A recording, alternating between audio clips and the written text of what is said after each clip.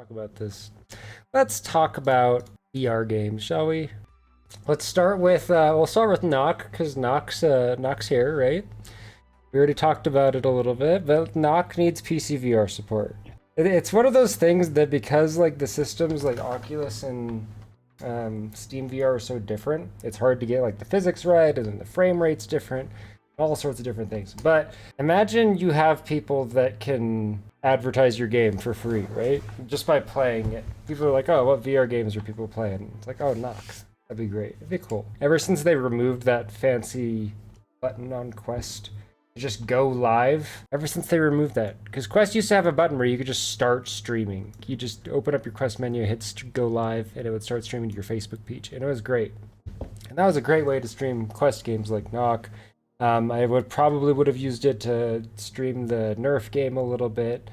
Would have used it to do... People could have used it to do Resident Evil. What the F is Knock? Knock is a... Knock has a trailer, right? It's a great game, but you want to know what it doesn't work on? On PC VR. It's so good. It'll be the next VR sport as soon as they add PC VR support. So in 100 years, player base is pretty skilled, but it's hard to get in the game. But that could be said about any VR game, right? If you tell someone that they're gonna play or that you're gonna play some Pop 1, I would say that Pop 1's the same way, right?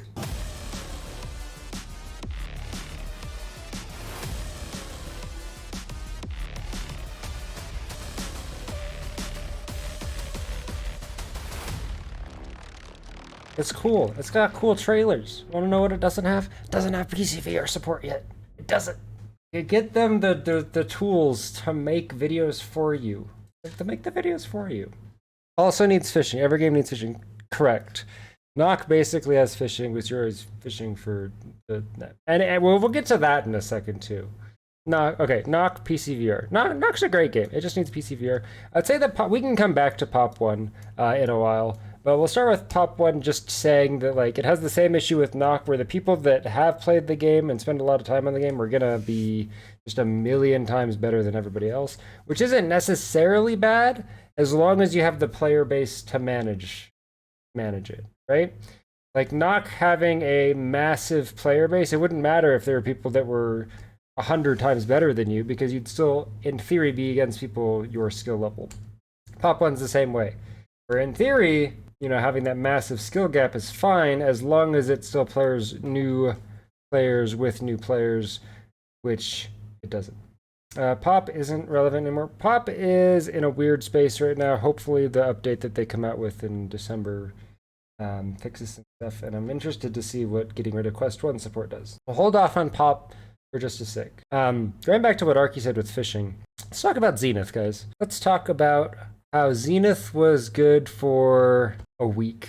I personally burnt myself out on Zenith because I played it 48 hours straight. Zenith not having anything to do once you play the game. It seems like every VR game is designed for you to play it for 10 hours, right?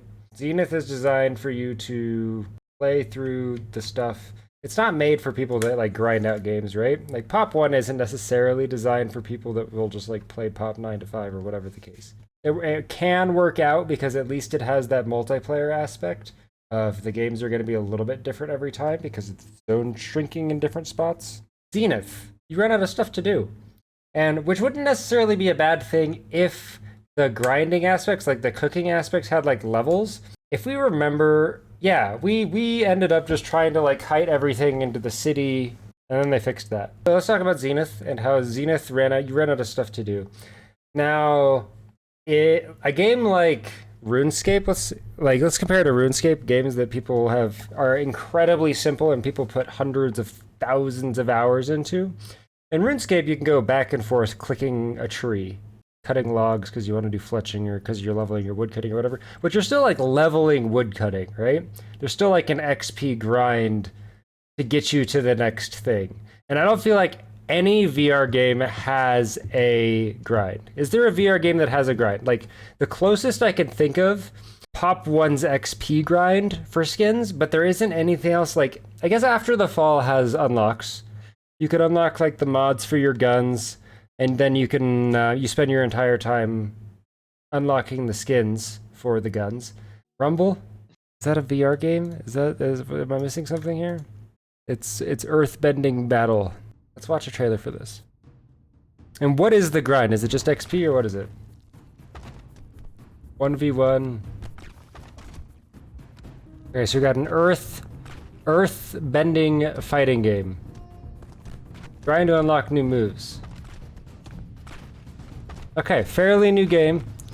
Risk of Rain 2 VR. Yeah, Risk of Rain 2 has its standard, but that's just the standard like Risk of Rain grind, right? Like grinding out all of the items and stuff and just like grinding out levels. That's, I would say for now, let's leave mods out of the conversation and like the flat to VR mods as well. Let's just leave them out of the conversation until the end. We'll get to them. So we'll leave them out for now. Just talking VR games for now.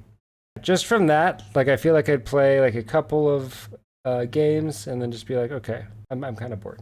Is there a VR game with a grind other than Pop 1 grind is strictly XP, right? There's no like gun attachments. I still think that Contractors would be the best VR game if they locked the guns away and like locked the attachments away on the guns and like forced you to actually unlock them by playing.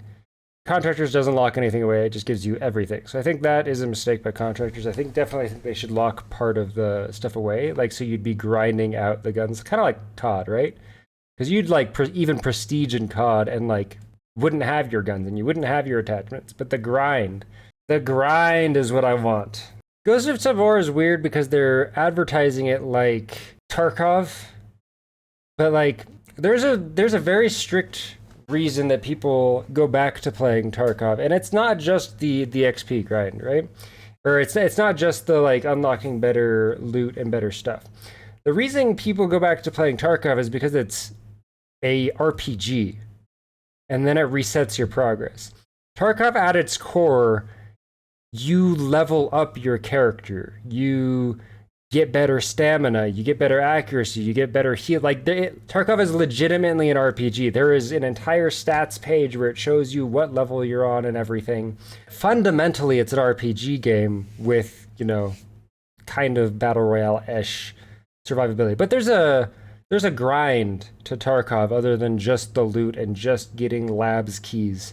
There's legitimately like an RPG aspect where you can jump higher, run faster, etc.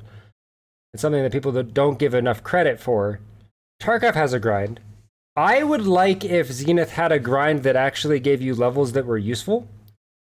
Because you can spend all of your time in Zenith leveling up your cooking or leveling up the specific recipes, but it doesn't do anything, right? There's no reason to do it. You just do it so that you have an extra star and you can have a higher cooking rating. But if there was like a level in Zenith, like XP grind or something, well, what are other games that have XP grinds, or any game that has XP grinds for VR, or an XP grind? Yeah, you do have, Knock does have one, but you're not on PC VR, so you don't count. I still feel like there's a lot of games that are missing out on like really easy grind. Like Contractors is missing out on the weapon grind / the attachment grind. Like they don't even need to add skins into their game. Pavlov hasn't had an update in like a year, so we're not even going to talk about Pavlov today because they're like completely focused on Quest and Shack, which I don't hold anything against them for being primarily focused on Shack and whatnot, because that's where the, you know, majority of players are. But still, wasn't there a VR RPG MMO that you played a while ago? Yes, there's Zenith, and then Z-Strom and I played Elysia a little bit, and Elysia is cool because it has fishing. Vale is pretty cool, but Vale needs... The grind in Vale for me that just happened was the tournament, right? And now that the tournament's over, it's like, okay, well, until the season starts, I can't do anything with Vale. After we got eliminated from playoffs, we just kind of stopped for the time being. Yeah, that was super hard. Like, our team trying to find scrims with any other team when, like, everybody else was knocked out. No, like, nobody wanted to play, right? Everybody was playing to be in the tournament and be at the finals. And then as soon as people got knocked out, they're like, oh, okay, well, let's just wait till the season starts. Like, if you don't give people a reason to grind, they're not going to play your game, right? Of course, we want people to play Vale. We want them to play with Knock. We want to play Contractors. Has some in progress. Yeah, it has some in progress. I think you mentioned that before. But, like, until it's actually, like, in the game, there's a lot of us that are, like, you know, we'll join when there's, like, the Halo mod or the Star Wars mod that we're like, oh, yeah, let's go I'll play that for a little bit, especially with like VRAL being that's another thing that I have on here. Let's go through some of these. No progression. That's the grind. No progression. Games don't have progression. There are not very many that have progression. No good competitive leagues was something that I had written down, because Arc League was a thing for Pop 1, and that was a nightmare. And then like VRAL says they're gonna do stuff with Pop 1, but VRAL is proving that they are mostly not the best option, and don't know how to handle things. IVRL for Veil is great, but it only does Veil right now, right? So like if IVRL picks up other things, then that would be pretty cool. Skins are a way to do it, but they're the risk of going down the microtransaction route. So I can compare this to what Veil said, right? So IVRL and Veil, like we talked to Tropical on the podcast, which I think is on Starwin's YouTube page, or on one of our pages. I can try and find the link for it. But when Tropical was talking about adding like skins into Veil, and how Tropical was talking about how they want to release the game for free, right? And they're saying that, well, at the current moment for early access, the game will most likely not be released free. And the reason is because to put a microtransaction like shop into your game so that you could release it for free like they wanted to, just the like fundamentals for that would take probably a year, like an entire year of everybody focused on it to get it like perfected. From a time perspective, they don't have the time to do that. So if Veil ends up becoming free in the future, then awesome. But at the moment, you know, they did say that it will cost something. So microtransactions in your game. Pop 1 has microtransactions, and Pop 1 has a mild grind. And I think that's the main reason that I've spent so much on Pop 1, is because not only does it have skins that you can just pay for, but the game itself has the XP grind. And I wish it gave more than just like challenges for XP. Like I wish you could unlock gun skins and whatnot in Pop 1. But there is a grind where you unlock XP for just playing, etc., etc. I wish they brought back battle passes. Me too. I wish Pop 1 did that. I wish Pop 1 was a free game that had microtransactions and had a battle pass. That's what I wish about Pop 1. Especially with like player bases, because player bases for free games, very important. And Pop 1 has one of the biggest active multiplayer player bases in VR, I'd say. I can't think of another game that might have more of a player base than Pop 1, other than Gorilla Tag, which I would almost say is more of like a social thing at this point, and same with Rec Room and same with VR Chat. Like all of them are social things. I would say that Pop 1 has the most actual being a game biggest player base. You guys agree? Or do you think there's another one that I might be missing? Echo's a huge one. I know a lot of the Echo community like stopped playing as seriously. We talked to Winter in VR Chat the other day, and Winter was talking about how VRML, another league, is kind of a joke right now. You got VRML, you have VREL, you have IVRL, you had Arc Leagues, which is dead. Are there any other leagues? Nock has its kind of like own thing because it actually has like a ranked mode. Arc did its best, and it spanned across more than just one game, which was important though. Larcenauts' best game. True. And Larcenauts ran into an issue that there's a couple of games that have the same issue, such as Bone Lab. This is the reason that I haven't played Bone Lab yet. It's because when I booted up Bone Lab, my controls didn't work. Like I couldn't grip anything. Fire was the same as gripping, and I literally had to go into Registry Editor to change commands, and hopefully, I did that last night, so hopefully I'll be able to actually play Bone Lab at some point in the next couple days here. But Larcenauts, when it released on Steam VR, was unbelievably broken, and I'm pretty sure to this day, one of the maps still has a specific mechanic that if it happens will make my ears bleed. Larcenauts was not a bad game. Larcenauts was just released very hastily, and then everything was broken for a very long amount of time. And like the changes that they made to the game were like mediocre.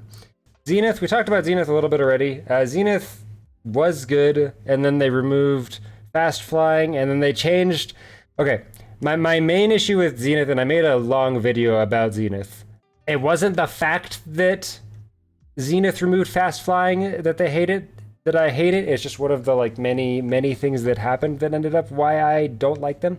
But Zenith, they made it so their latest update you don't spend any time doing the world events. You're just like always queued up for raids, and you spend the majority of your time, at least from my experience, in loading screens, which I heard are way faster on Quest than they are on PC VR. So if you actually have a Quest, you spend way less time in loading screens than everybody else, which also creates a disconnect from anybody that has valid complaints, because when I would go to Zenith, like the Discord server, and I would talk about like, hey guys, I'm having an issue with like, I spend 30 seconds in a loading screen, and then I load in, and then I like queue for the raid, and then the raid queues up, and then I spend 30 seconds loading into the raid, and you die, and you spend 30 seconds loading back to back, and all these people are like, yeah, I don't really have that issue, and then you find out that the majority of the people you're talking to are just playing on Quest, and the mechanics are legitimately different between Quest and PC VR, where Quest apparently just has ridiculously fast load times comparatively to PC VR.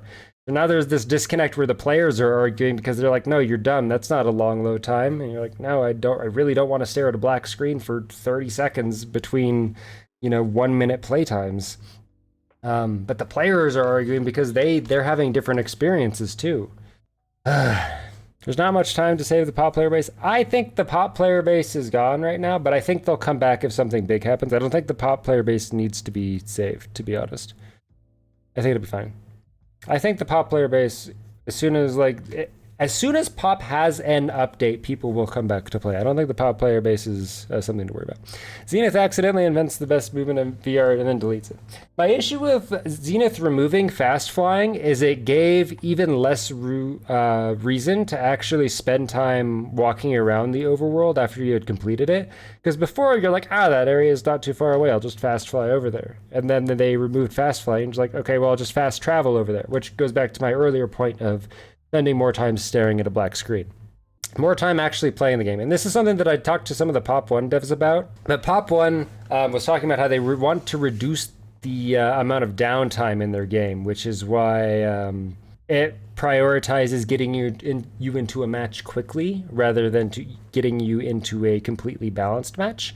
Which my solution to that would be let you queue into a game from the training, like instead of like loading you into the lobby where you're just like staring at the characters and whatnot, load you into the training park and then let you queue from the training park. That would be the way to fix that, and I've talked to them about that many times, and hopefully that would be implemented at some point. But then you would have people that wouldn't just be like sitting there waiting in a game for a longer queue, right? They'd be in the training part. Contractor style. Contractor's style, but with other people. I would like the pop dev to be more transparent with the community. That would be awesome. I would love the pop devs, and Spike being one of the community managers. Spike becoming community manager has been a lot more involved than the other community managers, and he is a lot better about it. But I still feel like people are very useful in Pop 1 for like a couple of months, and then they fall off the face of the earth. Community involvement's super huge. And it might just be that these VR games don't have big enough teams to do all these things yet, right? I mean, we got one of the knock devs in here. We got one of the contractors devs in here. There might be a pop dev lurking in the shadows, but maybe they just don't have the resources? I'm not sure. Like Pavlov, we can talk about how the Pavlov dev doesn't even play his game. Big Box team has more than doubled since Meta acquisition, and it is completely possible that as soon as they drop Quest 1 support and as soon as this next thing, they could explode, right? And they could just like go super hard. But at the moment, since what? We got the locked and loaded update, and then the Pop 1 devs basically haven't said anything since that. Ultimex, I haven't tried it. I watched some gameplay footage for it, and I don't know. Teleport movement always turns me off of games, I'm gonna be honest. I rather play Nock than Ultimex, I mean, they're very similar games, but I rather play Nock than Ultimex because I feel like Nock has a higher skill ceiling and it lets me even move around. It gives me more freedom. Anyways, Pop 1 announcing user-generated custom levels. That's real cool. Aside from the fact that exactly what you guys are saying, how are people going to find these? Are they just going to like showcase a couple of them per week? Are people going to spend, is it going to divide the player base even more? Because we know that they've removed modes, right? Like Team Deathmatch was removed again, and they keep cycling these modes on Fridays so that to try to bring people in. But is the player base big enough where when they release this, people are still going to want to play squads, right? It's like when they release Legions, when you go to grind Pop 1, like when I personally go to grind Pop 1, I play a game of squads and I play a game of legions. And one of them usually doesn't give me a full lobby. So I need to just continuously play legions if legions is giving me full lobbies. And I need to continuously play squads if squads is giving me full lobbies. Like, do we have enough player base to actually have more game modes? And it is possible that when they release the custom game modes and the custom user-generated content, that the types of players that will play the normal content and the types of players that will play the user-generated content aren't the same types of people necessarily. So hopefully it'll just bring in more players, hopefully? Well, we'll need to see. Because they don't give us any details, right? More transparency, exactly like Complete said, would be amazing for Pop. I'd love to have that. And a lot of this is like hard, right? Because I can message the devs of Pop 1 and be like, hey, if you guys want to come in, exactly like I did. I messaged Spike and Bagel, and I can message them and be like, hey, if you guys want to come in and give your opinion, that would be cool. But at the same time, they have to report to Meta, and if Meta says like, you know, NDA, you guys aren't allowed to say anything, then they can only tell us what they can tell us, right? Like they're at the mercy of Meta at that point. I'm sure you guys have had the similar experiences where you try to message the Pop 1 devs every once in a while and you're like, hey, can you guys like give numbers of how many people like actively play your games? Because all we can see is Steam charts. And Steam charts will tell you that population 1 only has like 50 people playing the game, right? And we know this isn't true. We know that there's like 8,000 people that play the game, and then this number 13 minutes ago on a Friday is probably like, you know, at least 800, right? But having like the Oculus number, or I guess the Meta numbers, like we can't have those. We're not allowed to have those. So this number is what we get. 57 people playing Pop, and anybody is like, oh yeah, the game is dead. Look, there's only 60 people, and we know this isn't true, but we don't have the Oculus numbers. So, what's the divide between Oculus versus Steam for Pop? Here's a base one. So this one was done 3 months ago. 220, 230, and then 28 people on PC VR. So you can just do standard. And this is again, this is just the people that also go to Reddit and respond here. 10%? 10% PC VR? Yeah, and like Starwind says here, anybody that's on Reddit is also more likely to also have a computer that they're actually browsing Reddit on, right? So this is saying that 12% of people are PC VR and 88% are Quest 2. Actually, that didn't even have, now that I think about it, this didn't even have Rift S. PC VR could also include Quest in this case, or Quest and Rift S in this case, right? Because this doesn't separate Rift S, Vive, Index, Pimax. This just says PC VR. So technically, like this 28 value could still be a percentage of that could be Oculus. I didn't think about that. And again, this is a Reddit post, so take this for whatever value that you want it. But Quest 1 support being dropped, which means that 12% of players are going to get dropped. Hopefully, we're going to get something like graphics update or something that counters this. I mean, I was expecting there to be an update at the end of this month. I was expecting when Quest 1 support dropped for them to be like, hey guys, we're doing a graphics update, or we're doing like their content graded, their user-generated content update. They announced that that's happening in December, which I'm surprised about. I thought that that was going to help, or that user-generated content or whatever big update. I thought that was going to happen right when they dropped Quest 1, but that's not happening until December. So it would be cool if something is happening at the end of this month or beginning of November that they tell us. But at this moment, all we have to go off of is there will be an update that happens in December. Halloween event. That'd be cool. Yeah, we haven't gotten an event since... When was the last event we got? Valentine's? With the mailboxes? No transparency means we have no idea what they're working on. Exactly. Yeah. We end up with unrealistic expectations and disappointment. Yeah. Yeah, I wish the Pop 1 devs would talk about how, like, what was going on, or like give us stuff that we could tell people, or really anything. But again, like I was saying, they're limited by what Meta allows them to say, right? If Meta says like you're not allowed to give out the numbers for Oculus, if Meta says that, you know, the Steam charts Pop 1 is the only thing that we're allowed to look at, then that's all we can look at, right? There's 60 people playing the game, and we know this isn't true.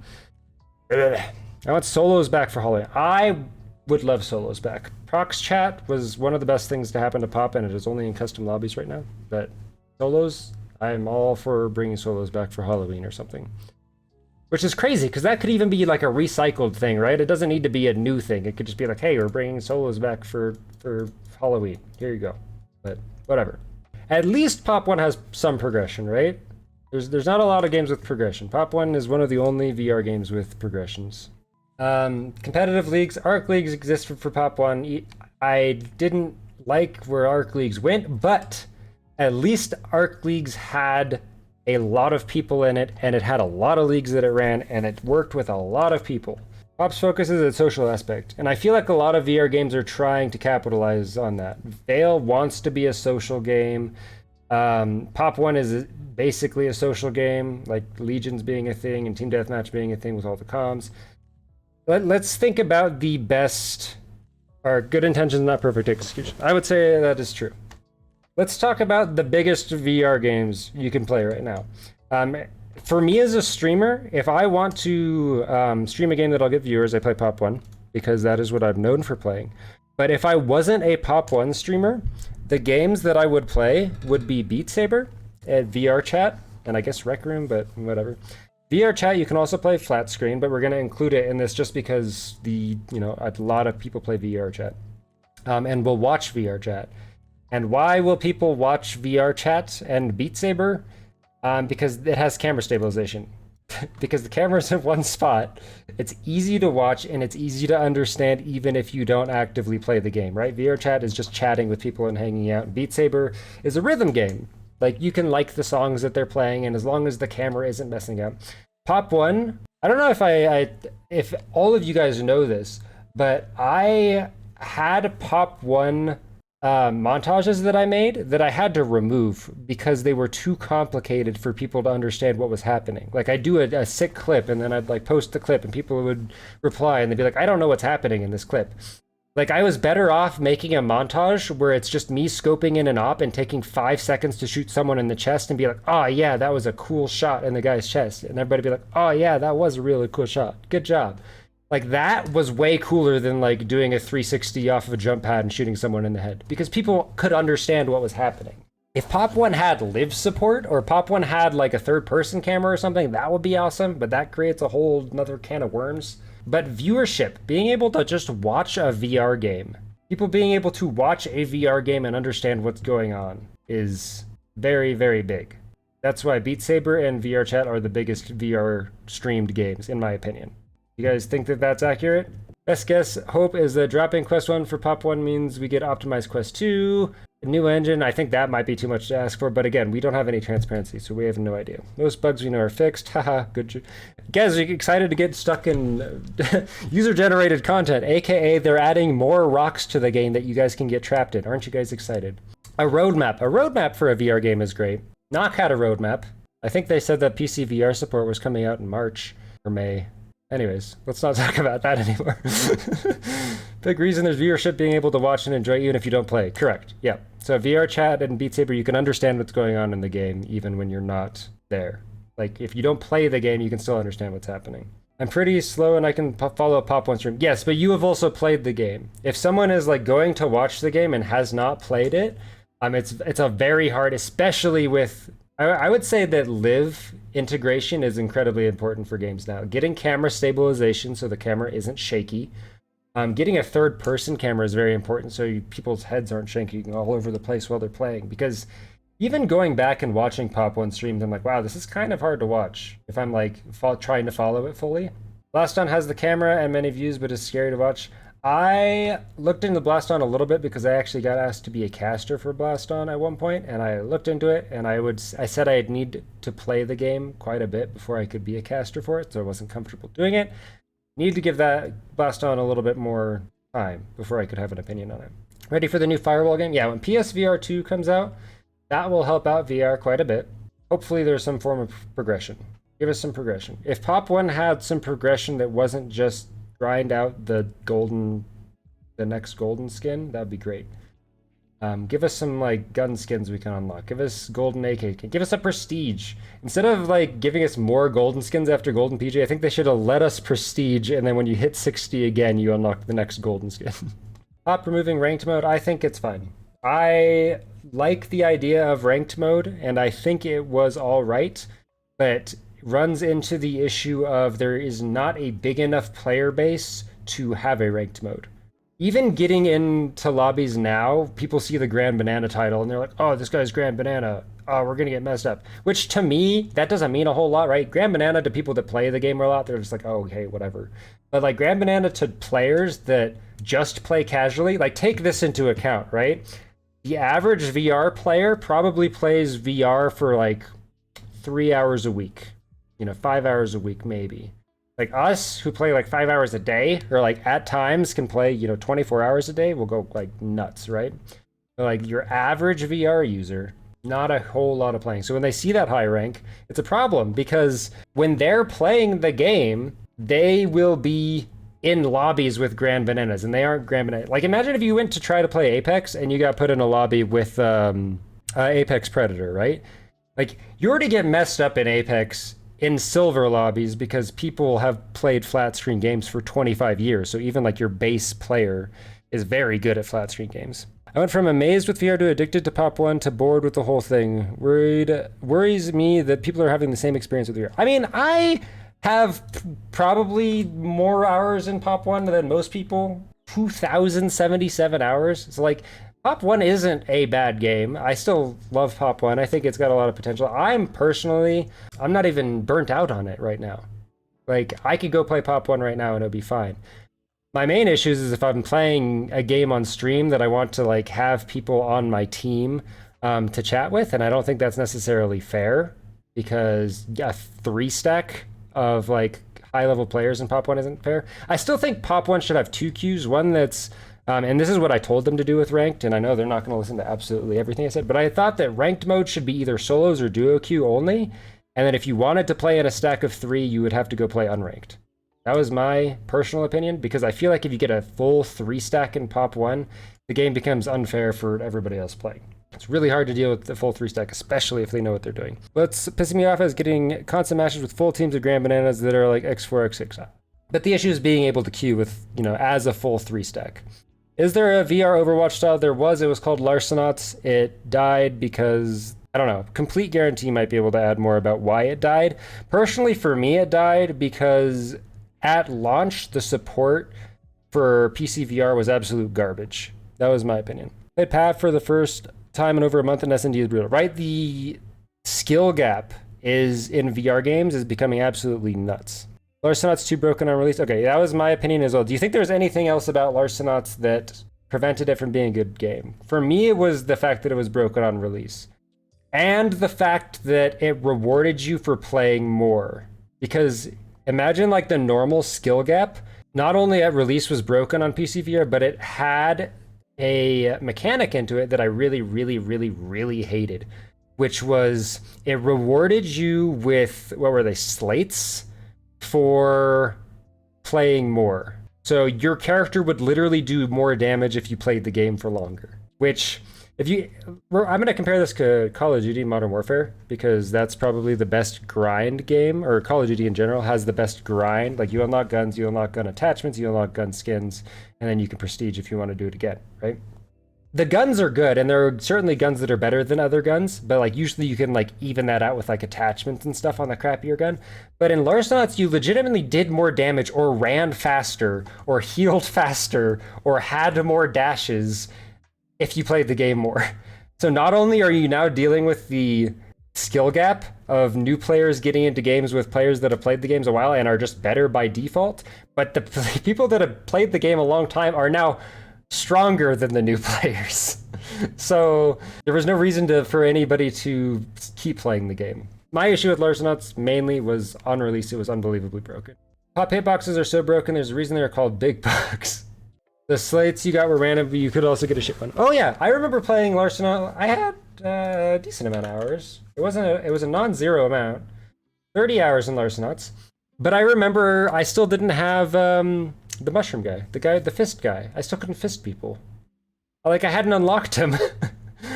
Like, because it was RNG what slates you got and what stuff you got, and I just, like, couldn't unlock one of the characters. And you unlocked literally being strong with the slates. Something that Larcenauts did get well was their bow character. Larcenauts had a working bow in their game that was really good. Contractors also has a bow in their game. It's really good. Pop one, add a bow. If you're listening, Pop one, please add a bow. Bows in VR are great. Add bow. Blaston has a bow? Okay, I'll need to try out Blaston for sure. Contractors has a good bow. Correct. Yeah, Contractors has a pretty good bow, but it's only in one mode, right? It's just in their ninja mode.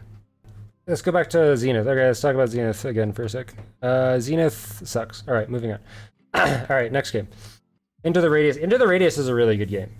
I really like Into the Radius. Anybody that hasn't played Into the Radius, if you like Tarkov, if you like horror games, if you want a good single player VR game, go play Into the Radius. I recommend. After the Fall, very good game, has a grind. It's just, it updates so slowly. I'll probably be playing After the Fall later tonight. I played it on Monday or Tuesday of this week already. It's not bad. I wish it had a more like Call of Duty Zombies mode where you actually unlocked more parts of the level to go through. That would be cool. But it's not bad. I like After the Fall. It just doesn't have progression. This will go back to the progression thing. The Call of Duty Zombies mod was cool because you unlocked more parts of the level and you got the Pack-a-Punch and you unlocked more stuff. After the Fall has a horde mode similar to the Call of Duty Zombies, but the issue is there's no progression. You're just trying to survive longer and buying more stuff with your harvest, but you're not actually unlocking more parts of the map. You're not unlocking stronger weapons. You're not doing the Easter egg. Like Call of Duty Zombies had an Easter egg where you could actually beat the level, which I think was really cool. Talk about Zenith. How many hours do I have? 120 hours in Zenith. Zenith sucks. Zenith fell off because they removed the majority of the social aspects for the game. All of the stuff that they teased, player housing, PvP, blacksmithing, cyber ninja, all of that, none of it's happened, right? Like they announced it a year and a half ago and none of it's happened. Didn't the Zenith devs silence you? Yes. I released a video on how I did not like the update and they deleted all of my posts from their Discord. Or they deleted like my post on my YouTube video. They deleted my opinion that removing fast flying was bad from their Discord server. But none of it's happened in Zenith. My issue with Zenith is there's not a worthwhile grind, right? If I was unlocking cooking levels, if I was grinding out the recipes more than just like doing quests for them, but like actually leveling up to get stronger recipes, if there was a reason to level up cooking other than just making more of the same recipe, right? You level after you make something like 60 or 80 times or whatever, however many times it is to get to 3-star rating. All it does is make it so you have a chance to make 2 of it instead of 1 of it when you make it. So it doesn't increase the bonuses you get. It doesn't make you better at making it. It doesn't like decrease the time it takes to make it or anything. There's 3 different fuel types in Zenith, and I'm pretty sure they still like don't have a difference between what any of them do. There's just so many mechanics in Zenith that don't make any sense. Like you can go spend all of your time leveling up your harvesting, collecting. That one kind of makes sense that you'd receive 2 of them instead of 1 of them when collecting them. But there's no levels still, right? It's just like a star rating. Give me like a RuneScape grind 1 to 99 level where I unlock a skill cape at 99. That would be great. Mages can cast water droplet. Yeah. Zenith has so many glitches from their quote-unquote early access release or whatever it was. None of those glitches were fixed, and instead of fixing them, they removed fast flying and removed the social aspect for the game. Like, I wish there was a reason to go to the tavern and cook for people and, like, make better heals for them. I wish there was levels in Zenith for cooking. I wish there was fishing in Zenith. Add fishing to your game, and it will be a good game. Zenith was overhyped. I don't even think Zenith was overhyped. I mean, the game technically still isn't even released, right? Is it still in early access? I think it's still early access. The issue is everything releases as early access and then never finishes because the people end up making money. Among Us is coming, yeah, on the 10th of November, or I think it's the 10th of November we get Among Us. That'll be cool. But like, hopefully Among Us has a grind.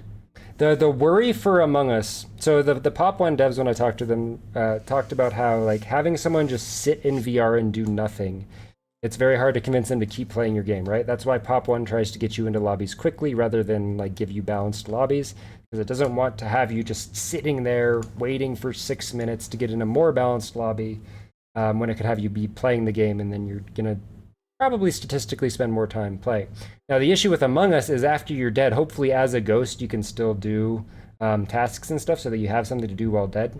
Zenith had the issue because in Zenith you spend so much of your time just staring at loading screens instead of actually playing. I'd say that that's probably the reason that I actually stopped playing Zenith. Mastering fast flying was one of the best parts. It was, and it was rewarding for you putting in time to understanding how it worked, and it helped with the issue of staring at black screens the entire time you were playing the game. And it didn't break anything per se. Like, they removed fast flying because they wanted the like climb up the celestial throne to actually be exciting and fun. The people that want to like actually climb it can climb it, right? And the people that want to put in the time to fast flying, they do that. I mean, you can still skip like 90% of the celestial throne just with Mage's teleport, because Mage's teleport is unbelievably broken. But whatever. The reason that I'm so mad about Zenith is because I saw the potential in what Zenith could be, and then it just died. Among Us is going to be filled with lots of children. That's fine. Getting player base into your game is fine because you just had a mute button, right? It's like Pop 1. You want more people to play your game, and you could just mute them or whatever, than not have that player base to begin with. Because VR games generally can't be picky about who does and doesn't play their games. Yeah, let's talk about stick drift. Let's talk about just hardware not working for VR. Let's talk about after your 1-year warranty is done with your index controllers, how they won't replace your controllers anymore and you have to buy a new set. And usually you have to buy a full set of both controllers and can't just buy one. How can we not get sticks right yet? Think you'll try the NFL Pro Era? Okay, NFL Pro Era is interesting because I don't follow NFL. I didn't play football other than just like, for fun, football, backyard, whatever. But I feel like that the NFL game will be really good for VR because it looks like it's made not bad, and getting like sporting people into VR would be good because then they'll have a headset and they'll want to try out other games. I don't think I'll personally play the game, but it looks like a good game. Like, it didn't look bad, right? It looks like it's a VR game. It has decent mechanics. The graphics aren't bad. You play as a quarterback, you can run around, like whatever. Like, it's a VR game that doesn't look bad, that is a different genre that hasn't been done. So I think it's really good for VR. Bone Lab for the modding aspect. As soon as Bone Lab works, I will give it a fair shot. But my issue with Bone Lab is probably going to be my same issue with Boneworks, which I will play it for one playthrough. I've played this game for not even 10 hours. Because the issue with Boneworks and Bone Lab is after you beat the tech demo that is less than 10 hours, you have nothing to do unless you mod the game, which takes a significant amount of experience to do. Like, adding a character into Bone Lab, even if you watch Darwin's 6-minute long video on how to do it right, that is still a lot of time. It's like getting an avatar uploaded to VRChat or uploaded to whatever you might play. It is not hard once you understand how to do it, but for your average user, they are not going to do it. It is way too hard. Same with Alex. Yeah, I think I might have as much time in Alex as I do in Bonework, 15 hours. But it comes down, after you beat the game, it comes down to the workshop content, right? And I'd say that Alex is 100 times better than Boneworks, because it actually has a story, it actually has good mechanics, and actually, it was made to be fun. Like, your arms don't get in the way of random stuff like Boneworks, like stuff like that. Like, the little details and the fact that it was Half-Life was real cool. Like, even me, who knows how Unity works, like, ran into issues trying to make an avatar for Bone Lab, right? Like, the modding aspect, I don't feel like is a... We can get into modded VR games now, too. And I believe there is a lot of games that you can play in VR, like Risk of Rain, like GTFO, that are fantastic VR games. And the fact that Risk of Rain and GTFO don't take very much setup to get them working in VR, like it's mostly just downloading one thing and hitting play, that's very important. But it is still more things for people to do. And until VR has experiences that are similar to those games that don't take those extra 6 clicks, UE VR injector, that'd be cool. So there is a big divide on the VR injector. I don't know if you guys all know about this, but there is a VR injector coming that makes it so that any game that is made with Unreal Engine, you can get working in VR. Like, not necessarily motion controls, but you can get the headspace working in VR. Which means technically I could get Dead by Daylight working in VR, right? I'd still probably need to play with a controller, and I wouldn't have motion controls, but it could technically get Dead by Daylight working in VR in theory, which is really cool. But there is actually a big argument going on Twitter, which is people are discussing whether or not that's a good thing or a bad thing. Because a lot of people might get a VR headset. The argument is a lot of people might get the VR headset and try out the injector on one of their favorite games because it was made with Unreal Engine and have a very, very, very poor experience with it because it was not originally made for VR, and then it will set VR back like a couple of years because they'll advertise, VR is not ready yet. I tried it. It sucks. That is one of the arguments. The other argument is people are going to be able to play their experiences that they want to play in VR and be like, oh my God, that's so cool. So what's your guys' opinion? Do you think the injector is good or bad? I'm going to take a bite while you guys discuss that. Omega Pilot, a racing game in VR. What are you guys' opinions on cockpit games? For reference, I have played Omega Pilot 3 times as long as I've played Boneworks. Now, people say that playing cockpit games is actually less sickening than playing like walking games because you're in a car, right? Or you're in a vehicle. So usually it's less sickening for people. So yeah, I think my name, there's my name right there. Look at that. There's the Speed Cup, first place, second place, third place. I got third place the same weekend that I went to do the Veil tournament. The third place in this racing. What do you think about Contractors? Any issue with it? Contractors is a great game. I wish it had progression. I would love to non-stop grind Contractors. Level up 30 times with XP, get some more unlocks for my guns, get the silencer, get the OP weapon, use it for a while, unlock, do some challenges, and then do the same thing the next day. But the fact that and then Prestige, and then do it again. The fact that Contractors doesn't have progression, very unfortunate. But one of the devs said they were working on it. For Veil needs more artifact modes.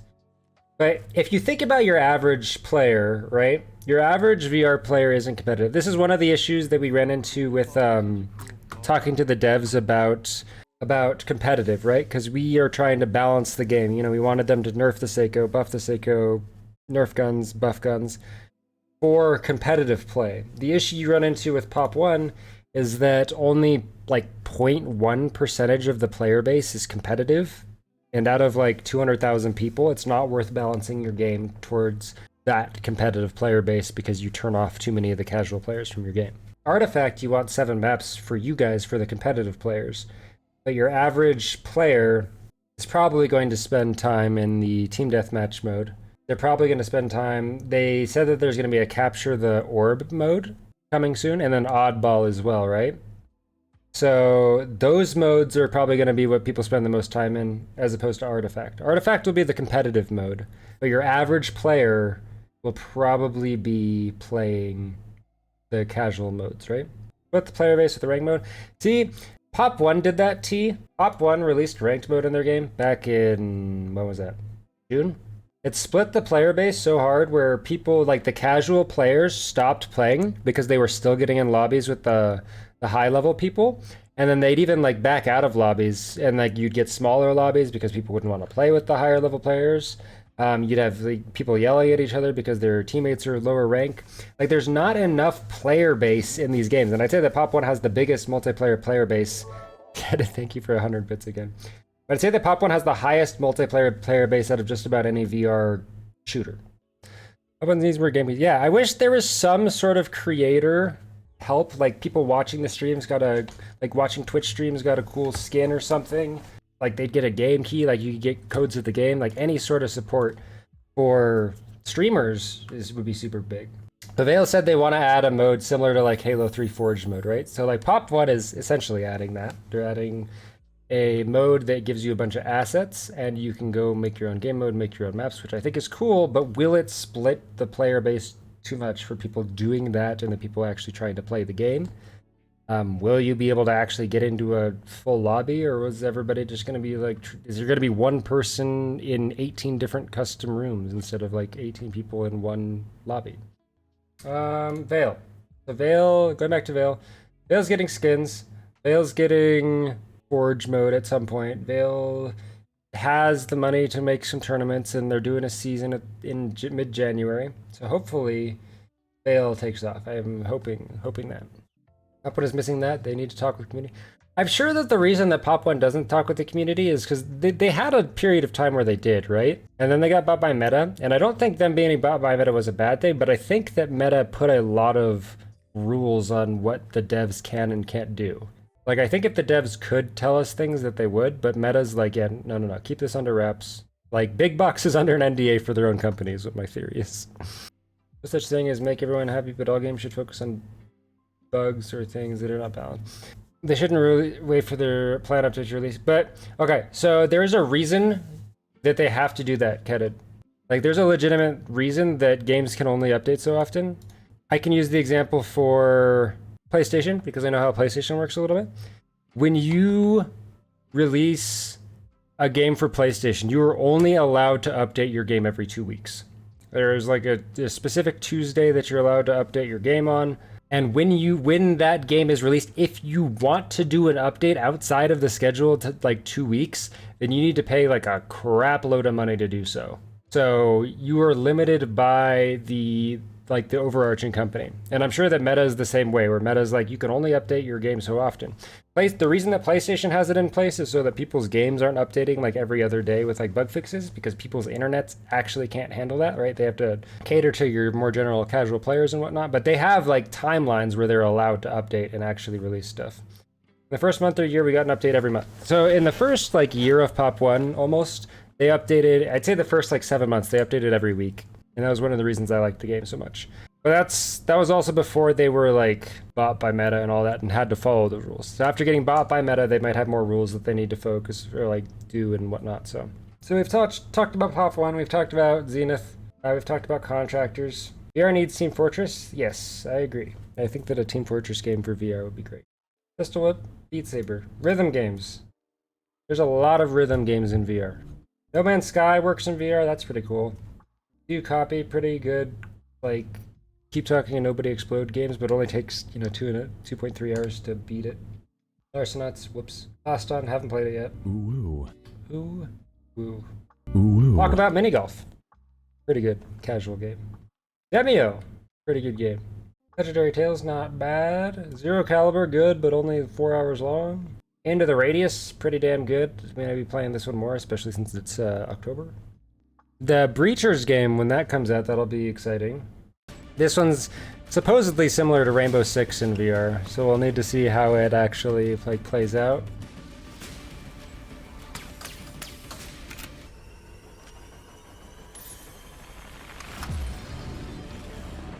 That's what we get for Breachers. Pavlov doesn't get any updates. Pavlov is alive at this point because like the comp community wants something, and because there are custom levels, but other than that, there's no like evolution of Pavlov, and it's not for competitive, and the smokes are still client side instead of server side, and the hit rate. Pavlov is weird because it's the best we have, but I don't think it's a good game. And I think because it's the best we have at the moment is what makes it like neat. Hopefully Vale gets to that point. Gun Raiders exists, but it's quest only. Knock is a pretty good game, but quest only. Behind Contractors Vale, I would 100% put Contractors first if it had progression. Above all the other shooters. Like, give us progression, make us unlock the guns, make us unlock the attachments, let us level up, let us prestige. Oh, this. Stop. Every single VR trailer that's like a new single-player VR game, you look at your hands. Everybody's like, oh, I have hands in this game. You guys notice that? Like, I could type in like any VR game, and Knock is like the only exception because you don't have hands in Knock. But goddamn, it's like, oh, hands. You guys notice that? It's the first thing that happens in any trailer. It's like, oh, look at my hands. Oh, I'm shielding my eyes from the sun, whatever the case. No other experiences last more than 10 hours. Alright, did we cover everything you guys wanted to cover? Did we rant enough? Streaming compatible? Yeah, live compatible, streaming compatible. I mean, that goes with the quest thing. Like, the Nerf game is quest only, Knock is quest only right now, and those games not having the streamer support of people being able to stream their game and advertise it for free is a super big hindrance. Alright, we'll call it there for now. Thanks for adding to the conversation, everyone.